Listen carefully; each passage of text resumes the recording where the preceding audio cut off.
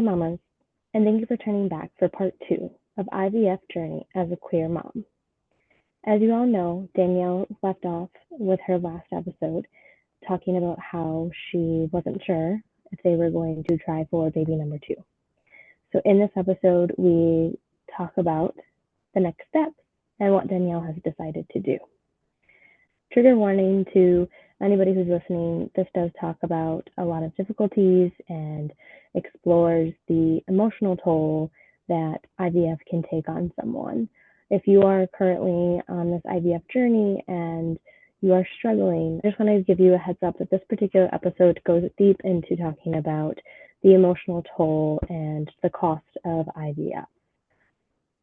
As always, this is Moms with Moms. Moms offering mom support with moms on microphones. Thank you so much for tuning in for part two, and I hope you're ready and you have your glass full. Before we get started, I am going to have a brief recap, talking a little bit about who Danielle is and kind of her journey, and then I'm going to dive right into it with her. So I identify as a lesbian, and I've been out for right after I graduated, so about 15 years now.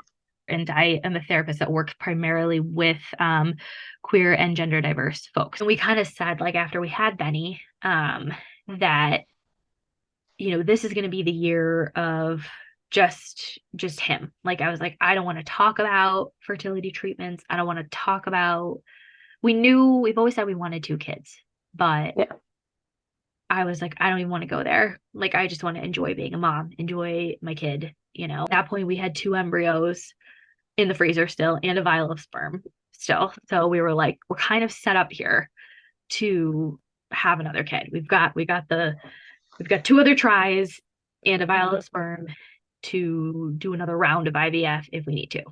How long do they last for? I mean, indefinitely. I don't know. They're okay. Cryogenically frozen. So, just like the sperm, everything's on ice. Which, fun fact, it costs us $200 a month to store our two embryos in the vial of sperm. Yeah. So, I mean, it was 100 for the embryos, 100 for the sperm. So once we used up the embryos, then we were saving money. But I was like, this is just like robbery. It's just crazy. But you know what? It's like we pay it because we're desperate. That's what you want. Mm-hmm. And this is what we do. And this is what other choice do we have, So you pay it. And there was a while there where we were like, what if we just have one kid? Do I want to do this all again? It really did go back into therapy because of the fertility stuff, because it was just the emotional roller coaster of it was just something that I really had no idea was going to be so intense. I like my genetics. Have you seen my kid? He's adorable. Yes, and he's funny. He's so funny. I'd really like to make another one. I really think that my DNA and the donor's DNA combine very well together, and I think we've got a good thing going. So I'm like, let's not change it up. So eventually I was like, let's do it. We have two embryos left, and I don't know, we would regret if we didn't try. We would always wonder, we would always want to know, were those siblings, were those our babies, and I know they are just embryos, but I worked so hard for them, and so that I had a hard time with being I worked so hard for them to just get rid of them. So I transferred the first one around May of this year. So I had to go back. I had to get repeat testing all done again. I had a new genetic panel done, and I don't entirely remember why, but I did. And I had to get the HSG done again, or no, I had to say the saline done again because I wanted to make sure that my uterus looked okay post pregnancy and there was nothing, no scar tissue, no whatever left. Everything was fine, good to go. And transferred the first embryo around May. Nothing happened. So not even a chemical, nothing. So I was like, this is not a good sign. This embryo just didn't even attach, didn't even try. And I still wonder, what if that embryo was good? There was an issue that it couldn't implant. I don't know. I will never know. And then my second try was in like July, and I did get pregnant, but that was a chemical. So, and that one I went in and my beta was like 13. It was like, they were like, So yeah, you know. yeah, they were like, there isn't even probably a chance that this could double and turn into something. So then it was like, okay, like, so are you done or are you going to do another round? And I really had said for the longest time, I'm like, I'm not doing this again. I'm not doing it. Like, we'll try with the other embryos, but I'm not doing this again. But then you do it again, because I want another baby. And Well, this and I is feel like you haven't exhausted all options really yet. Like, right. I think that's the hardest thing. And you've said it before in one of your stories is you don't want to look back and regret it. Mhm. You don't want And to look back and be like, why didn't I do it? yeah, I think people don't, like, so many people, if anyone who listens like to your podcast struggles with infertility, like, I know that they will identify with the fact of like, it is hard to know when to stop too. Like, because there isn't like, it's either like you have to set a dollar amount for yourself or you have to set a year limit or something, because unless a doctor tells me you cannot get pregnant, then I'm like, well, I'm gonna try. Um, and then it kind of became like, well, we've been paying to store this damn vial of sperm, so um, we should use it, because we've literally at this point we've paid more in storage fees than it's actually worth. So, and they would be genetic siblings, which is really cool. Um, so But then we have different insurance this time around. So I went to go buy my medications and they were like, okay, so your total is going to be $6,100. And I was like, awesome.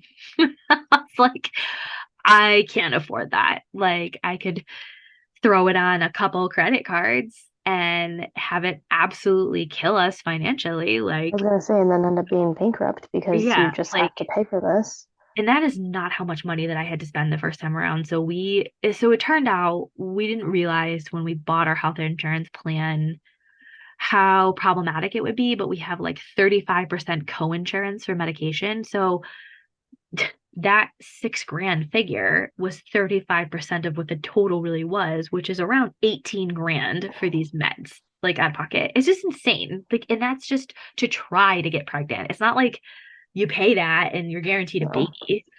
Um, so we went back and forth on it, like, what do we do? Because this is not like, okay, well, maybe we wait to the new year, we get a new insurance plan. Um, maybe this is our sign that we need to be done, because we're not going to jeopardize the well-being of our child that we have, who is living and breathing and has needs. Um, and but by the grace of whoever, I'm not a religious person, but a friend of mine like reached out and was like, hey, are you still looking for meds? So there's like local IVF support groups that you can post in there, like, that you're looking for baby making supplies. And no money can be exchanged. But a lot of folks, because we have such generous coverage in our state, like, people have leftover meds and they'll donate it to other like IVF warriors who need, That's who are like amazing. self-pay, because there are a lot of us that are self-pay. And it actually was cheaper for me to pay for a medication out of pocket than to pay for it through insurance, because there was such a markup on it. It's insanity. Other things that I've learned along the way about this kind of shit that I never had a knowledge basis for, that I've now learned about.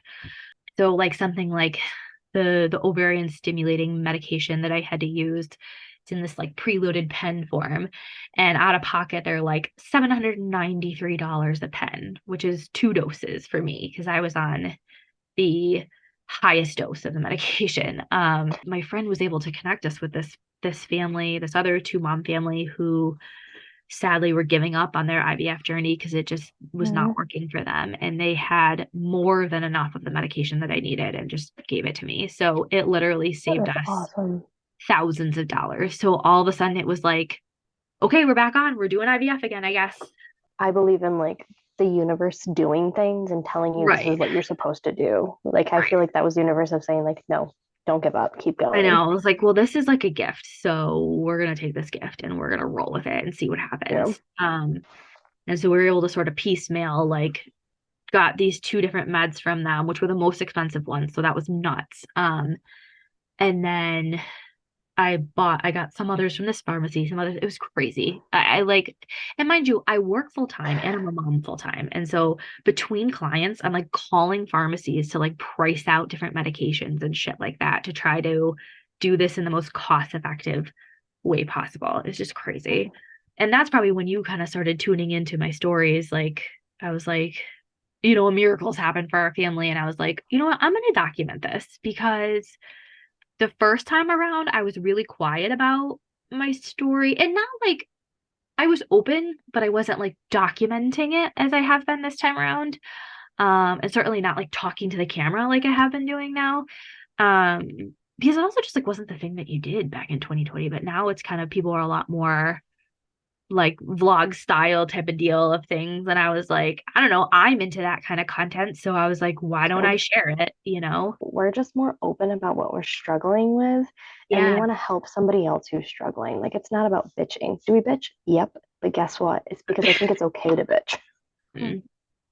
And I've had a lot of people reach out to me and be like, it's just been so eye-opening to see your content and to like learn about this. I've had no idea. And so I just kind of floated it, like, would people be interested in me posting more about this and like following along? And like so many people were like, yup, please do. And I was like, cool, I like to talk, so let's do it. I told you, I literally look forward to it. Like, I'm like, okay, what's happening in this week of Danielle's episode? But this round was crazy. I mean, my first round of IVF was very straightforward, like stemmed, cool, look at all these eggs, awesome.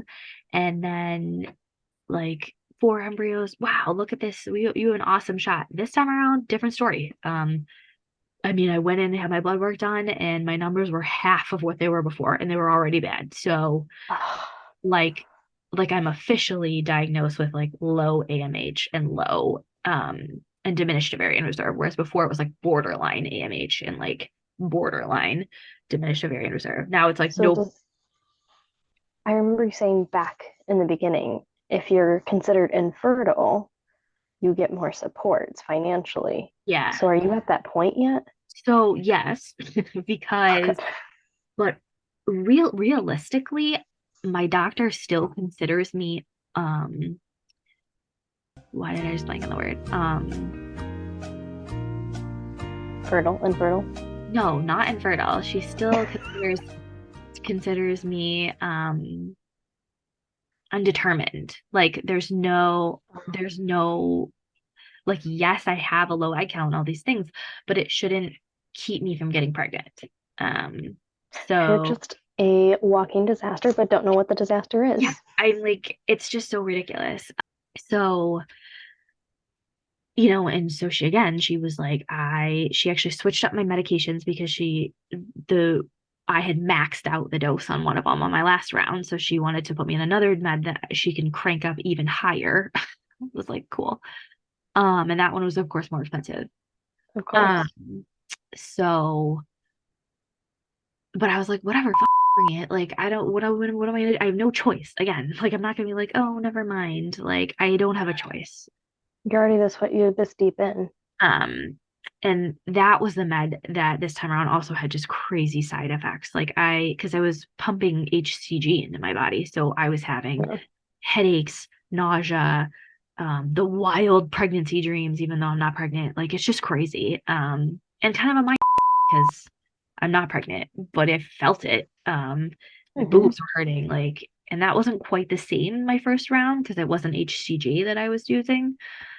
And I had to go in for monitoring so much more this time because nothing was really happening. And they were like, okay, well, we see a few over here, we see a few over there. Like, and then eventually it was just kind of like, this might just be as good as we're going to get. And so it was like my final monitoring appointment before they told me to do my trigger shot, which makes you ovulate and like release the follicles. I just had 4.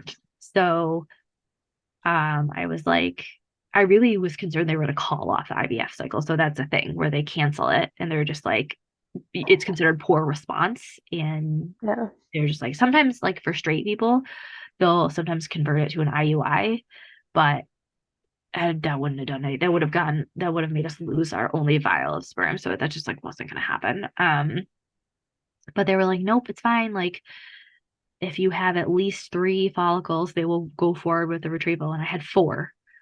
So I was like, all right, we're doing it. And then, yeah, my doctor came in after the surgery and was like, so I got 3. And I was like, 3 eggs.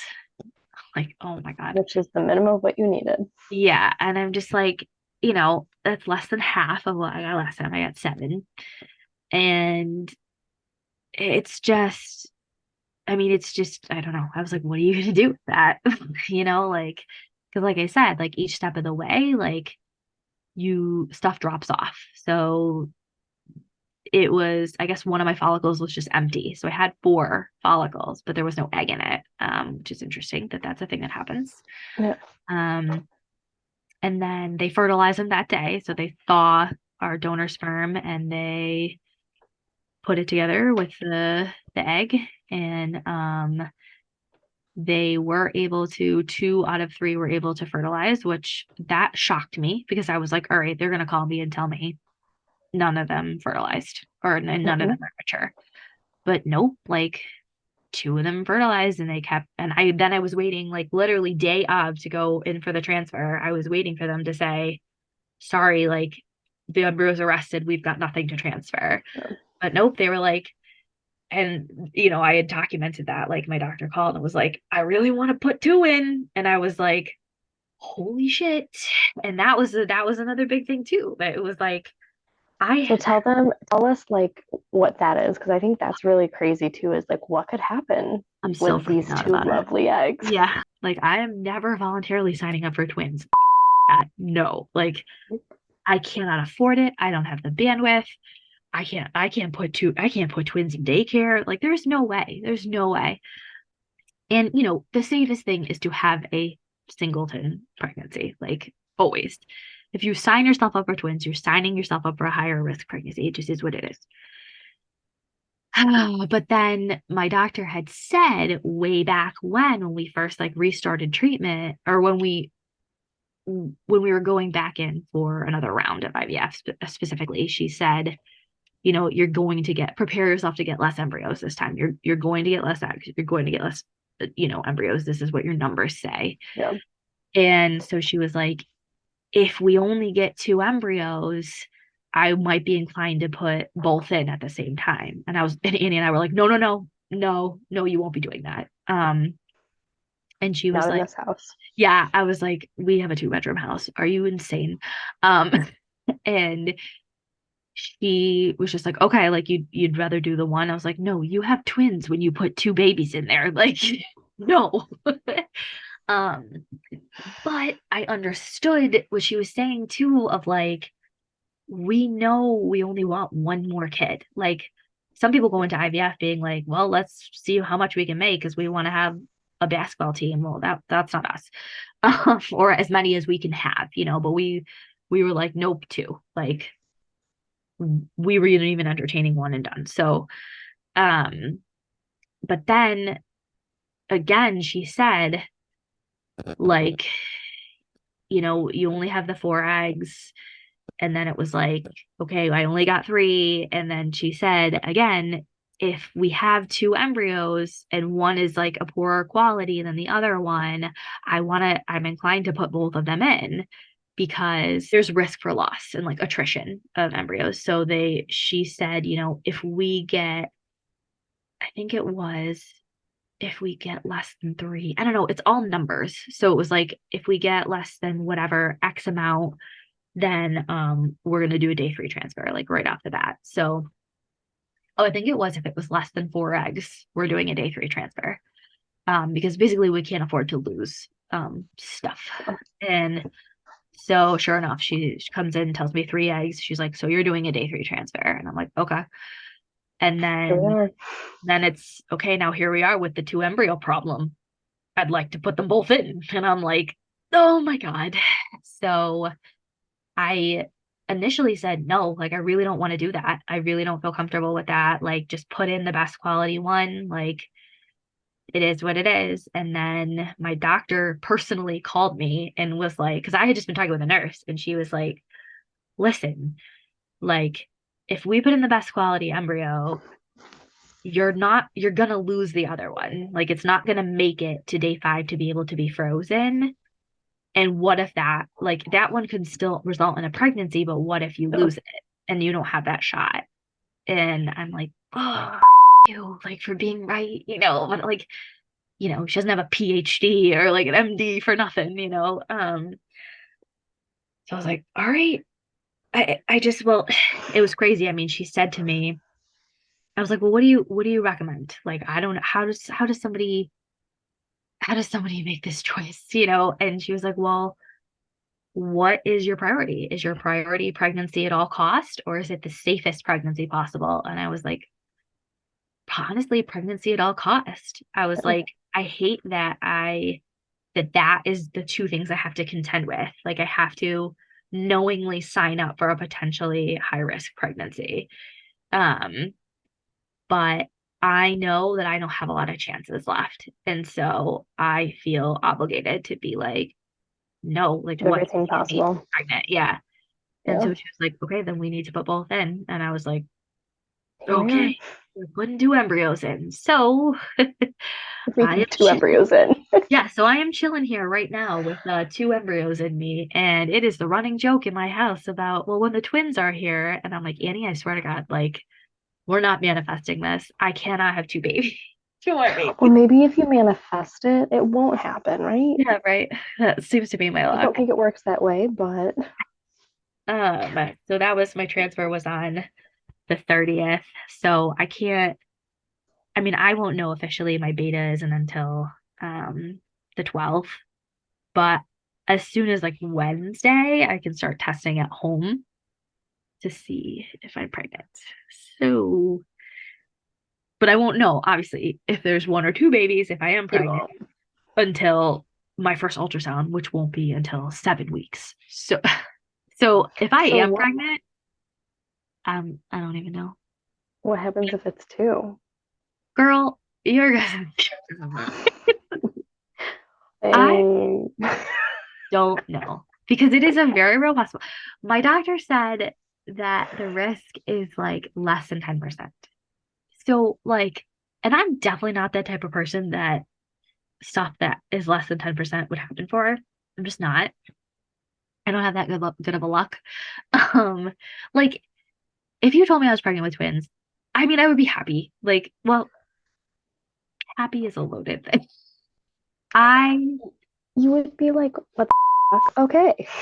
Yeah, I mean, I would have to accept it. Like, I wouldn't do anything about that. Like, I don't know. Like, I love being a mom. It is my greatest joy in life. It is my hobby. It is my definition of self at the moment. Like, I genuinely believe I was put on this planet to be a mom and to have kids. So we would figure it out. Like, parenting wise, I'm not worried about it. I think Annie and I are an amazing team, and amazing co-parents, and she's so great with kids. It's honestly like the money, like, and that sucks. Like, being like, and that's what we felt even just trying for another kid. Like, I was like, who are we trying for another kid? Like, we're broke. But then I'm like, do straight people think about this, or do they just like, oh my gosh, we're pregnant? Like, crazy. We'll figure it out, But I felt like our debt to income ratio is too high to start trying for another baby. Like, it's just so unfair. Like, I think we are a society that is more accepting, which I absolutely love. But because we're more accepting, shouldn't we be able to be helping you guys live the best life possible? Like, doing things like you shouldn't have that. This shouldn't be a worry. Like, you shouldn't have to sit there and spend all this money to get pregnant and then be like, oh crap, what if we have twins? Because we just spent all this money trying to get pregnant. Like, you have a right to get pregnant. I know, that's a very good point. And it's interesting because, like, back when we were trying for Benny, and when we first said that we were trying to get pregnant, like, we were afraid to tell people because we were afraid that people were going to be like, you're too poor to have a kid, as if like lower income, and we're not even lower income, we just have debt, but like as if like who doesn't? People can't have kids. Like, I don't know. I was just like, I have a hard time believing that this is said to straight people. And I really was like, I was about to say, do you think that's what's said to a heterosexual relationship? no, I really don't think people are like assessing like your income before they respond to if they're excited for you or not. You know what I mean? It's very weird that like we felt like we had to prove that it was okay for us to be parents. I don't know. It's been such a long journey, and definitely do not receive the same amount of support as the straight people, but they certainly like the outcome of it. You know what I mean? Like, the thought is that the weaker of the embryos, the lower graded one is just not going to turn into anything, and the other one is the more likely to. But we don't know, and it could be flip-flopped, or it could, I don't know. We don't know. I still don't know if it was the right decision, but it's what we did. So what happens next? Yeah, that's a great question. Well, I'll probably start testing on Wednesday, but like I said, I mean, we won't know for a very long time if I am pregnant, how many babies there are. So there's that. And I mean, it also could just not work. Like, realistically, this has been my 5th transfer and 6 embryos, and I've had 1 baby from all of that. So it's like the odds, unfortunately, don't feel like they're there for me for it to work. So I don't unfortunately have a whole ton of confidence. I'm just kind of taking it day by day, enjoying the thought of the possibility of being pregnant, but I don't know. It's definitely different this time around, because the first time around, it was like, what if I'm never a mom? And I had like many breakdowns, like being like, I can't accept never being a mom. Like, that is something that I deeply feel a part of me that I need to feel like fulfilled, and this time there isn't that level of like desperation or like panic. It's just like, I already am a mom. I'm a mom to the most perfect baby boy. And now it's just, am I going to be blessed with another perfect little miracle, and if I'm not, like, yes, we will have to grieve and find a way to make peace with that.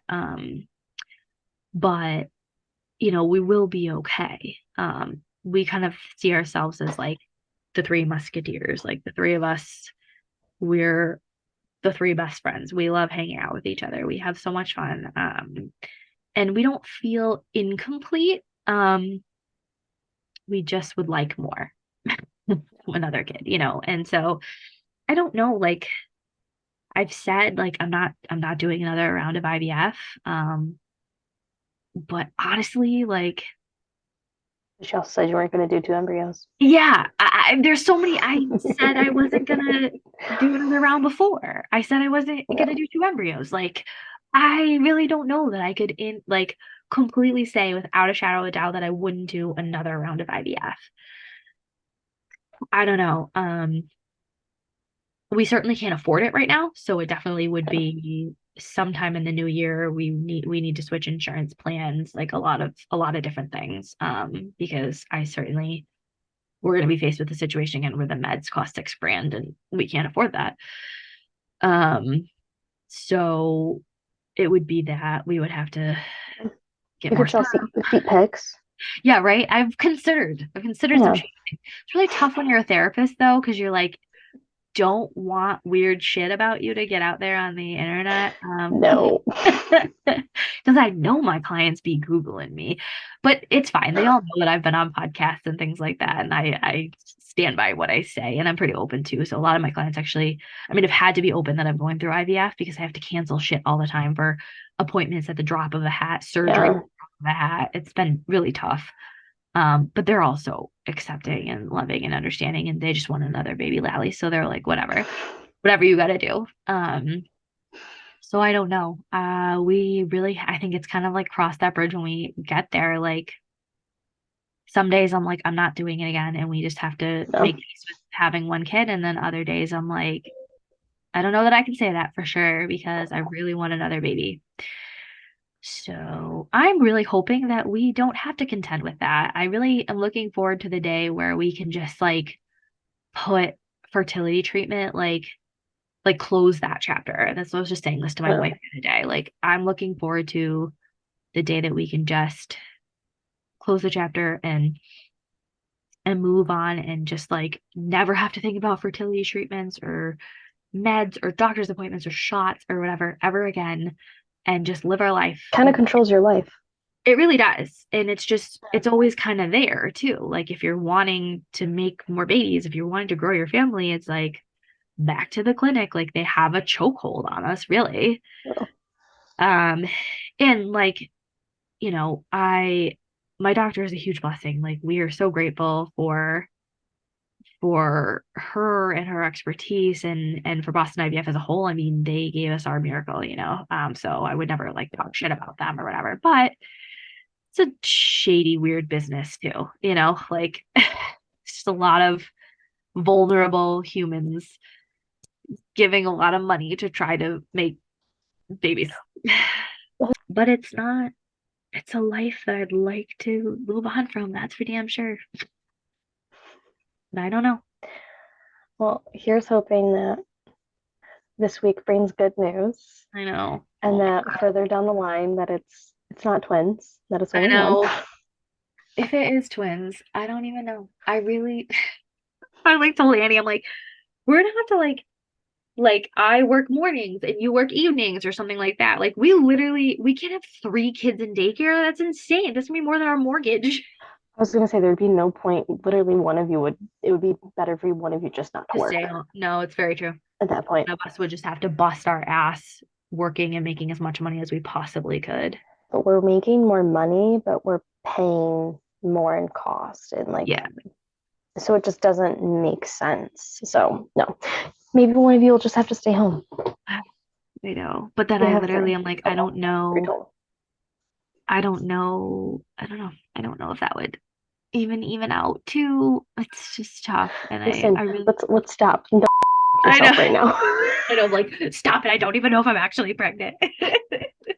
But yeah, no, like it's like holy shit, Danielle, because honestly, even having 2 kids is going to be an added stress. Like, yes, if we had the luxury of waiting, I would have waited until Benny was in, like pre-K or kindergarten, so that we're only paying for one daycare because daycare is that expensive. And I don't care about age gaps. I never had a concept of what I wanted for an age gap for kids, so I don't have the luxury of planning like that. So I don't think about that. I just think about cost effectiveness, but I just feel like I don't have time. Like with how terrible my numbers were this time around, I was like, Jesus, like if I waited another 2 more years, would they be even worse than that? And then the doctor would be like, I'm sorry, you're not going to get pregnant. Like, or you're premenopausal or something. Like, that was my fear. So, I don't know, man. Ultimately, like, the joy that we feel being parents overshadows any of that, too. So, we figure it out. Final question. Yeah. What are the 3 things you wish you could tell or share to a mom or even like a family that is going through what you're going through right now? Okay. I talked to my wife about this because I was like, what do you think too? I think the first thing is that getting pregnant isn't always easy. I think that is such a myth that was really like shoved down our throats, like from being a teenager, that like if you come into contact, if you are a woman and you come into contact with sperm, you are getting pregnant. And like it was just, I remember being terrified of getting pregnant as a teenager. And so I just assumed, like I really just assumed that like it can't be that hard. And I really didn't hear a lot about people having a hard time getting pregnant like older than me. It's like I feel like it's something more now recently that people are opening up about, that it's a thing. So that is definitely something that, like, I think, knowledge is power. And I think women should definitely go and, get blood work done, like start asking questions, advocating for themselves, like, because you just don't know. And I don't want anyone to be like blindsided like I was. So, off of that, my second thing was that another thing that I think is incredibly important is to recognize the immense emotional toll that infertility has on people. Like I said before, like I had just no idea that this is going to be such an emotional roller coaster. And I consider myself a pretty resilient, tough person. And this struggle really brought me to my knees literally multiple times, with just these big breakdowns of panic and pain, honestly, pain. Like, Yeah. there was plenty of times I excused myself from Mother's Day gatherings or baby showers or things like that because I was like, I just can't do it. I can't go and put on a happy face when I'm struggling so hard right now with something that I want so badly. And then I have to just go show up And like, pretend. yeah, and pretend like I'm fine and not affected. And I really describe it as like it's a roller coaster that like you didn't know you were getting on and you can't get off of it. Like there's like this constant cycle of like hope because you're in a new step of treatment or you added a new medication or like you change this thing or it's a new cycle, and then the dip, like the downfall of like the despair because yet again something didn't work. And I don't think anyone can prepare you for that. No. And I always say like I wouldn't wish this on my worst enemy because like there is an immense physical toll and a physical shit and like surgeries and procedures and things like that you have to go through, and those definitely suck, but the emotional stuff is 10 times worse. And then I think another takeaway too is that, and this may not be for everybody, but I do think this is something that it doesn't get talked about a lot with folks that deal with infertility, is that having a baby doesn't make it easier. Like I'm still infertile. The trauma and the effects of that are still very much there. I still get triggered. I still deal with pain and jealousy and anger and like, ugly emotions with it, even though my perfect little miracle is sleeping across the hall right now. And I'm so, so grateful for him, and he is everything I could ever want, but I'm still sad and it's still hard. And I think people are kind of like, well, you did it. Like you went through IVF, you had a baby, like you're fixed, but it's like, no, I'm still infertile. Like that didn't change. This is the only way I can get pregnant. And that's hard. And it doesn't change and it doesn't go away. So that might be, it's funny because I didn't even think of that. And now I'm getting emotional talking about it. So clearly it impacts me. But my wife is like, I was like, I can't think of a third one. And my wife was like, what about it still hurts? And I was like, yeah, you're right. That's definitely it. Like that is something that I don't think people would think about. Yeah. And that's like, not even going into it. I don't even think you would think about that. Yeah, I think two of my like closest friends also went through IVF and had boys. It's crazy. So it's like the three of us, we have our IVF baby boys. And they're like 6 months, a year, and 2 years. It's pretty interesting. And even just recently, my friend who has a 6-month-old was like, God, I swear I saw 3 pregnancy announcements this week. And I'm just like, I like can't handle it. And I'm like, no, like I have a 2-year-old and I still can't handle it. Like it's a lot. And she's like, I think to myself, like, I beat this. I won. Like, why am I still upset? And I'm like, yeah, like we won the prize in the baby, but like we still have that diagnosis and that doesn't change. And if we want to grow our families, we have to go through it all over again. And it's like it does feel a little insane to be like, yeah, sounds good. Let me do this all over again. Like, even though we're through one, chapter of it or whatever. Um, and it's really hard to let go of how unfair it is. Like, seriously?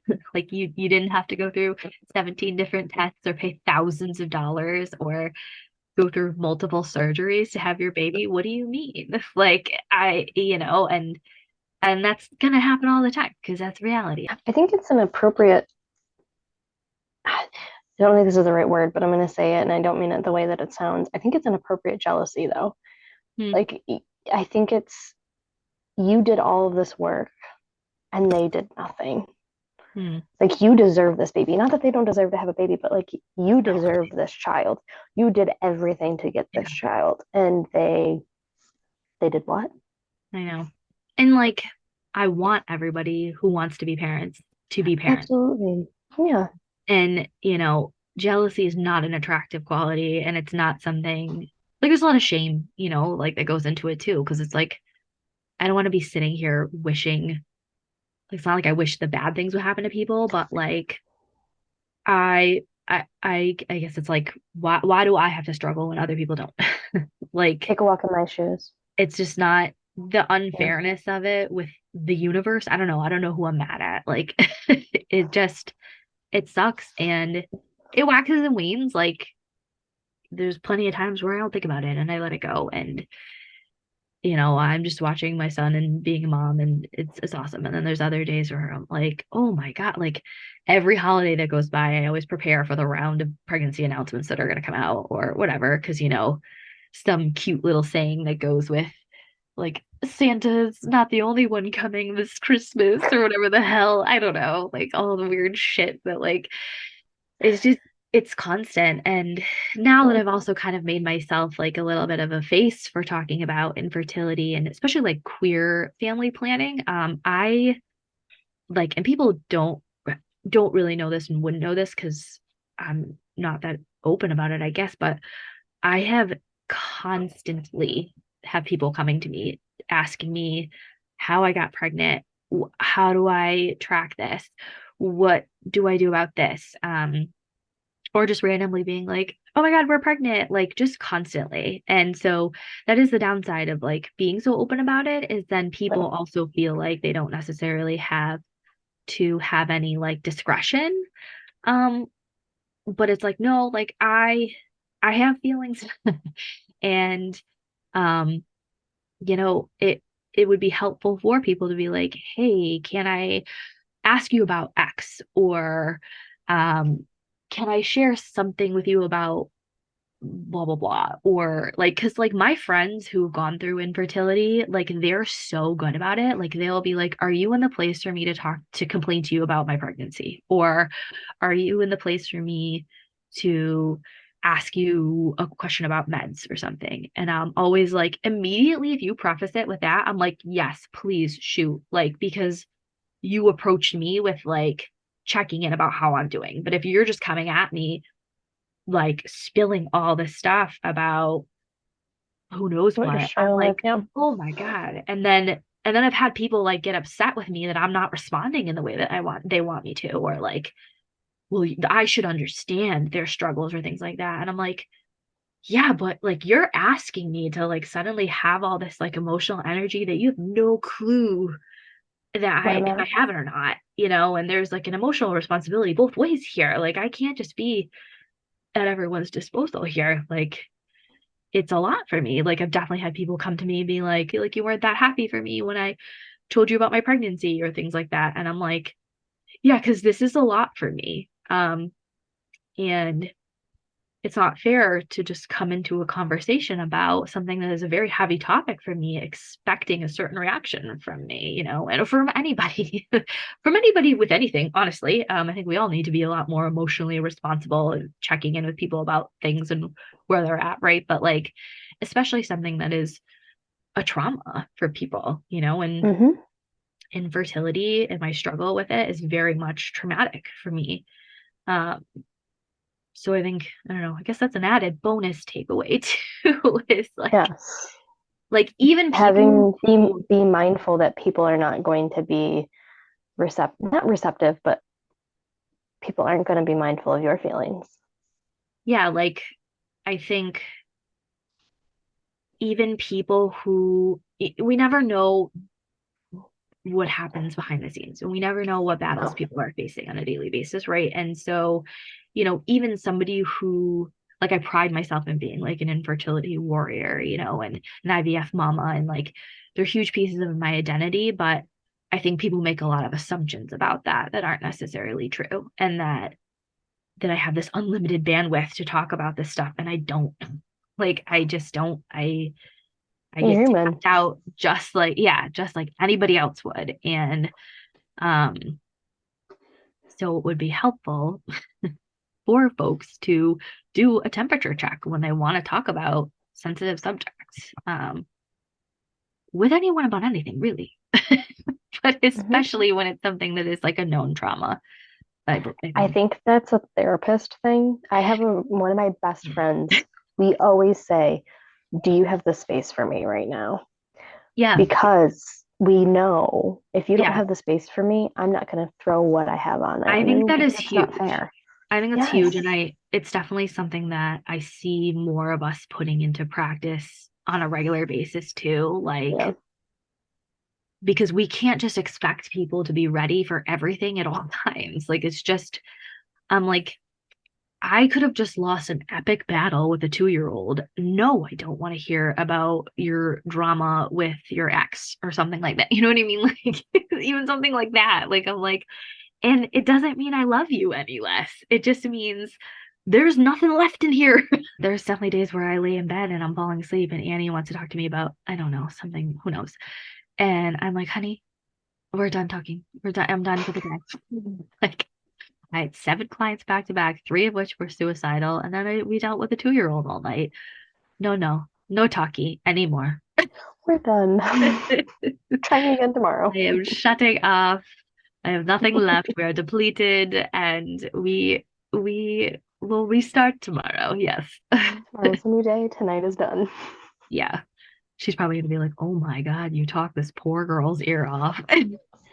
No. Thank you, Danielle, for joining us for the second episode of sharing your IVF journey and being a queer mom and how doing all of this is different for you guys. Thank you for being honest and open. If you guys liked this episode and want to see more, hit the subscribe button, hit the like button. If you guys have any comments or questions for Danielle, hit the comments below and I will direct them straight to Danielle so that way she can kind of help you guys in your journey and your experience. If you guys want to see daily reels or get some interesting facts, follow my Instagram, also my Facebook.